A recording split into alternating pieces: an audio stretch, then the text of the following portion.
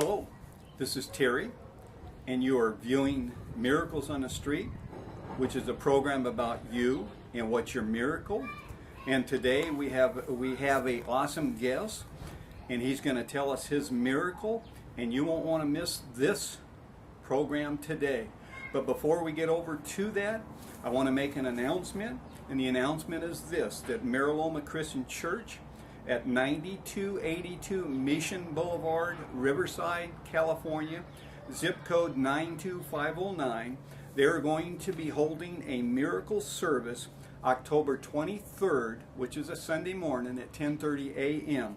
Their phone number is area code 951-681-0107, and make any effort you can to get out there. Whatever you have a need for, whatever miracle you're looking for, if you're depressed, if you're broken, if you've been wounded because somebody has spoken words over you, or you didn't get that job breakthrough, or you're looking for a job, or you're out of work, or you just need a healing, then I would say come on out. It's going to be a miracle service like no others. Invite your friends, your family. If you're sick, if you're on crutches, whatever, get out. It's going to be an awesome service, and we're going to be blessed because we are going to be filming this event, and we think it's awesome. So again, the phone number is area code 951-681-0107. For information, please call. This will be posted on Facebook. It'll be posted on our site.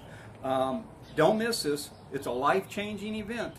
So now we're going to go ahead and go into our program. And we want to thank you for viewing. And at the end of the program, you'll see our phone number, our website, which is www.miraclesonthestreet.com. Our email is miraclesonthestreet@yahoo.com. Please go there. If you have a miracle that you'd like to tell people about, then get hold of us and let us air it. Thank you. Good morning. My name is Dale Raymond, and I'm here today to tell you of living miracles that take place every day. And we give credit to many things, and we don't realize that it is God drawing us back to Himself. God sent His Son, Jesus Christ, to reconcile all of creation back to Himself. I was born into a family of 12. I had 7 brothers, 4 sisters, and my mom and dad were hard-working people. And I'd heard about Jesus, and just something inside of me knew that it was real. I can't tell you whether some preacher said it, which I'm almost positive since then. There has been many tell me about this Jesus and told me about the miracles that He did. And I knew there was something about it.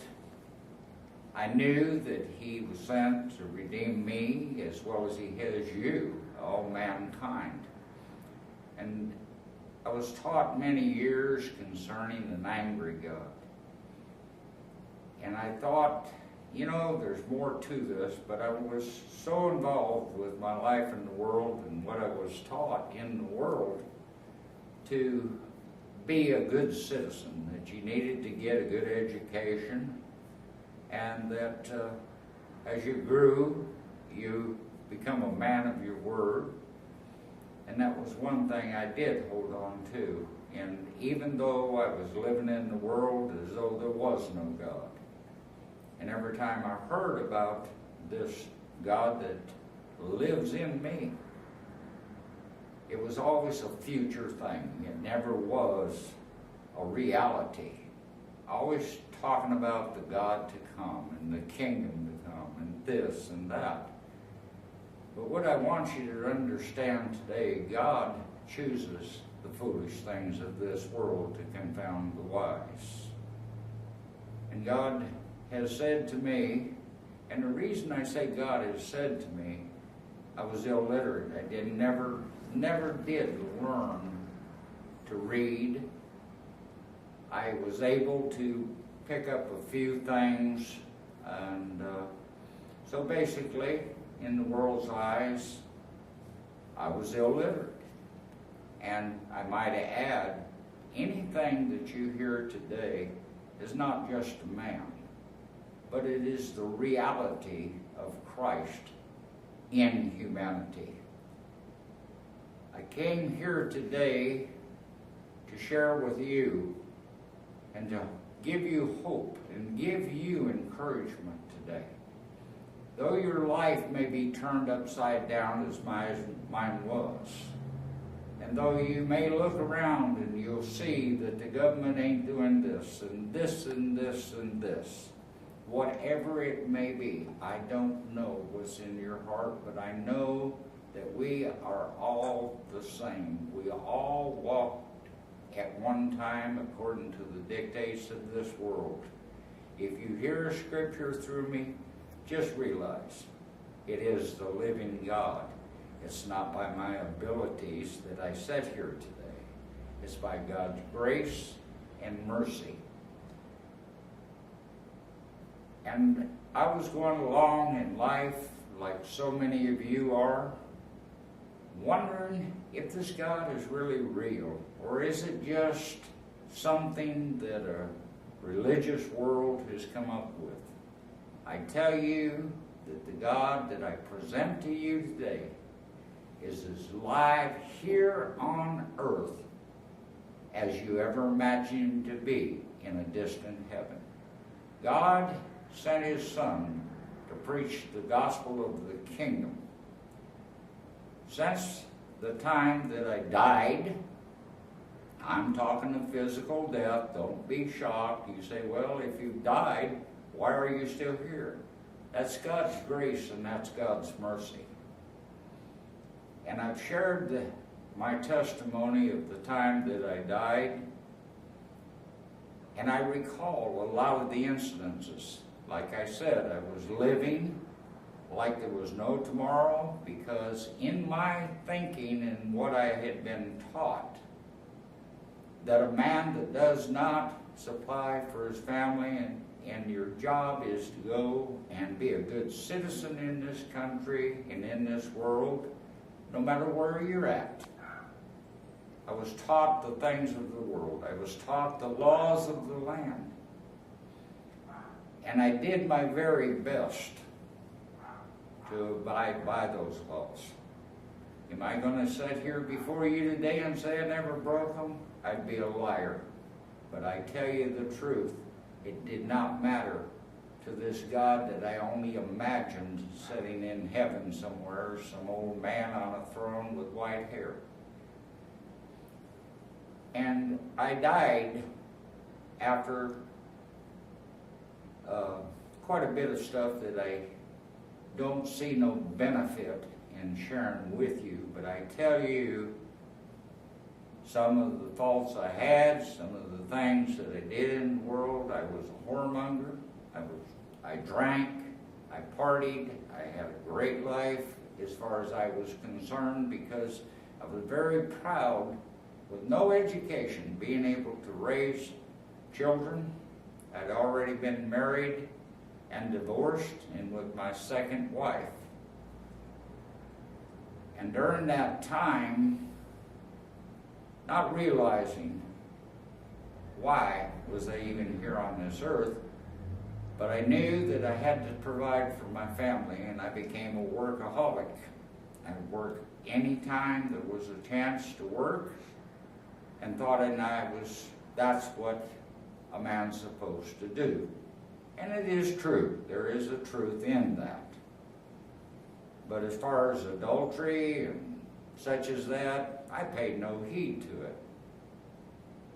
And I had told my children that I wanted them to go to church, even though I just felt if they would go to church, at least they would hear something concerning Jesus, and not even knowing what I believed even at that point, outside of Jesus Christ is Lord. There is not a doubt in my mind. I can't tell you today when, where, and how I knew, but I knew. And I knew that God must have a purpose. He wouldn't create a world like this. He's a loving God. But everywhere I went, it appeared, and others spoke and told me of an angry God. Well, that's not the God that brought me back to life when I died. I'm here to give you a testimony of a miracle. I'm sitting here before you. Medical doctors pronounce me dead. Dead. I'm talking graveyard dead. No more they can do. So let me share a little of the testimony. And through it, some of you will say the man's lying, and that's okay. That's fine. That's perfectly fine. But I'm here to testify of the Lord, not of Dale Raymond. Dale Raymond didn't have anything to do with the cross and those things. That was God's plan for all of humanity. And in the scriptures, and since my experiences with God and my journey to bring me to this place, God has taught me to read for your understanding. God has taken me back to the scriptures and shown me that it's written in that Bible. In Ephesians, ye are saved by grace, and not of yourselves, lest any man should boast. Anything that you hear from me today, I credit it to the same God that walked this earth in the flesh of Jesus the Christ.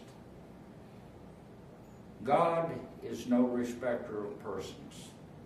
God isn't looking for your performance. God has spoken to me and said, it's not your abilities, it is my grace and my abilities that you are doing what you do today. Medical science says that it's impossible. Back to the original testimony, when I experienced death, people said you had a near-death experience. No, brothers and sisters, it wasn't near death, it was death. Over with, finished, never to be seen in this form again on this earth. I'd come in from working, and of course I was with one of my girlfriends, but I had a wife. And that morning when I woke, I got in around 3 o'clock or so, and I loved on my wife as any husband would do. Not to hide nothing, it was just who I was. But I'm not that man no more, thank God. I'm not that man no more. And I woke up late that morning because I was supposed to go back over on a job because I traveled around working on different projects. I was in the heating and air conditioning business, sheet metal trade, general construction. And my wife had fixed me something to eat, and I sat down to eat it, and I just didn't feel right. I just kind of sick, kind of weak. And I told her I'm going to go lay down. And she said, honey, you don't look good. And I said, no, I don't feel good either. But I got to get on my feet. I got to work. Without work, there's no money. And I had children in the house.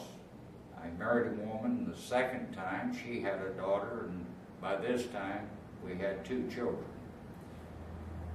And so I went and laid down, and I had these horrible stomach cramps and chest pains. Well, I'm too young for a heart attack, so I thought, well, must got gas. Of course, I didn't think about it. I'd been drinking half the night, but which I didn't give it no thought because there hardly was a day that I didn't drink. Well, the next thing I knew was these men were there with a gurney, and it was an ambulance attendant. She had called the ambulance because she knew something bad was wrong with me. They loaded me into the ambulance, and I couldn't resist because I was hurting. I was hurting bad and I needed help. And while we were on the way to the hospital, I was in the back of the ambulance. I can recall some of it. So if I'm a little sketchy with it, it isn't because I can't remember it. The fact is, details aren't going to matter when I tell you what took place. The details that I can remember is for your sake, to let you know that God has a plan for you. God's not finished with you. If He was, you wouldn't be here. And if He were finished with you, as I said, you wouldn't be here. And on the way to the hospital, I remember it was quite a ways to the hospital, because I lived in a small town outside of the city of Terre Haute, Indiana. And on the way, I could remember the motel, and that's the last thing I remember. I don't know what the paramedics were doing.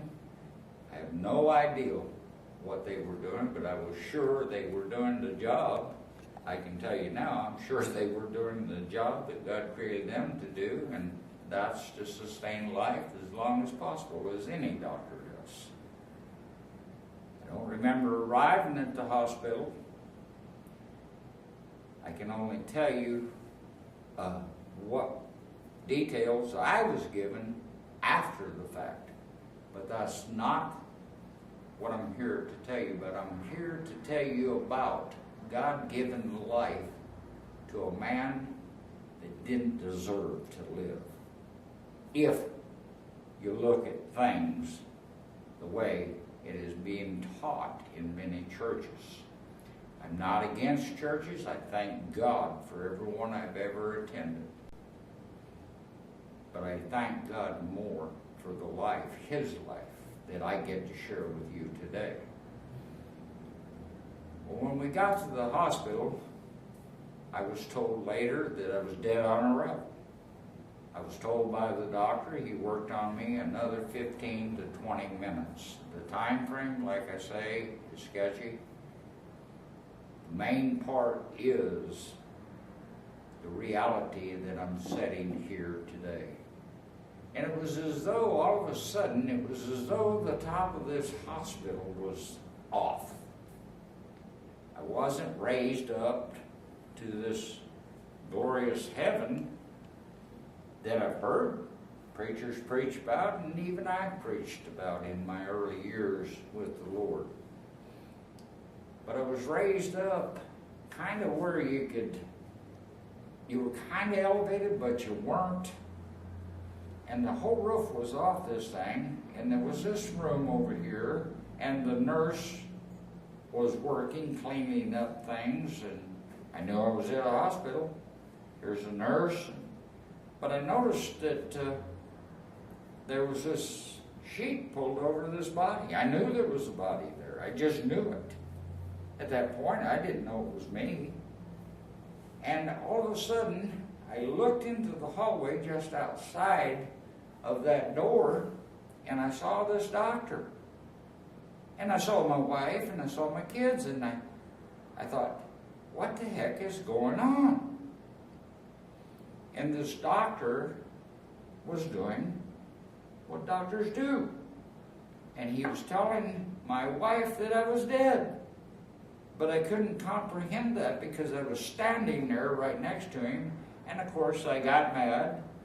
And I cussed a few words, and I was cussing at him because he was upsetting my family. And I thought, what the heck is going on? But I felt this warmth around me, the presence of God. I felt a peace, but I was still upset because of what this man was saying to my family. I'm trying to convince him. I didn't realize that I was in the presence of the Lord, the Spirit. Well, if that's the case, why am I here on this earth? Many things ran at me that day. But what impressed me, what got me, all of a sudden I look back to this room where this nurse is at, And the sheet is kind of pulled back, and I saw this man's arm, and all of a sudden this woman, terrified, runs out, tells the doctor in explicit language that the SOB is alive. And at that point, I don't know what happened, but all of a sudden I was back in my body, only to be completely knocked out. They said I was in a coma type situation after I come to. Now, folks, I'm only can give you this as it's been revealed to me. And I have to believe that the doctors didn't lie to me. 3 days later, unbeknownst to me, 3 days passed, woke up, and I'm in this hospital, and I could see a clock at the end of my bed. These are details I can tell you because I'm very aware of them. And the nurse said, "Hi," and I go, "Hi, what the blankety blank am I doing here?" And she said, "Mr. Raymond, calm down." And I said, "Calm down my foot, I've got to go to work." And she said, "What day is it?" And I thought it was Sunday, because that was the morning that's the last day I remember. And she said, "No, it's not Sunday, it's Wednesday." And I said, "I don't know what's going on, but I'm hurting, and I need to get out of here. I've got a family to feed." That's all was on my mind, children. I'm telling you, that's all that was on my mind. I have to work, I have to take care of my family. Not even given a thought outside of, whoa, wait a minute, something bad wrong here. I started to get up, my chest was black and blue. Evidently, they used paddles on me. You know, the ones you see on TV, paramedics use them. I don't know what happened, but I do know this, and I can tell you, very flat-footed and very bold. God put life back into my body, that I may be here to share with you this day the miracles of God. Some would say I was an unbeliever, and I tried to share my testimony where God allows me to. I've been in churches, I've shared it there, and by the way, I have preached in many places since that experience.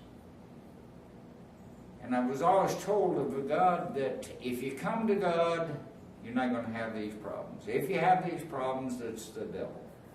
Well, I'll tell you what,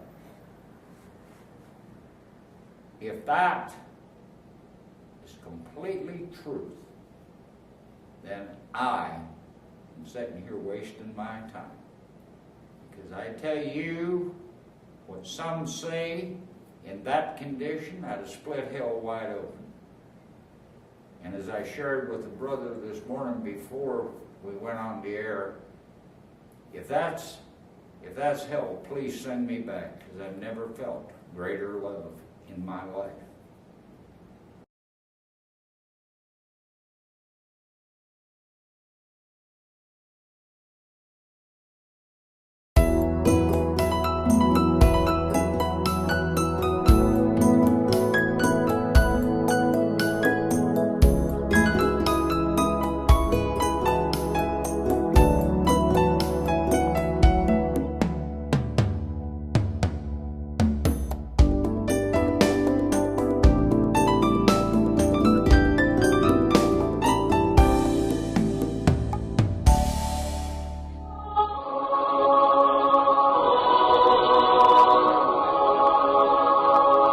Here's the scenario. You hear the siren.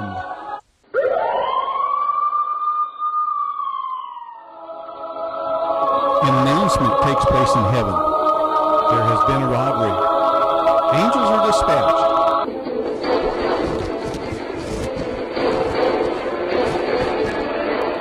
The reply comes back, "We caught him and taken him." The Lord says, "You've done a twofold robbery." You ask, "Wherein have I robbed you?" The Lord replies, For more about this exciting book, please go to FuryGiftBasket.com or Amazon.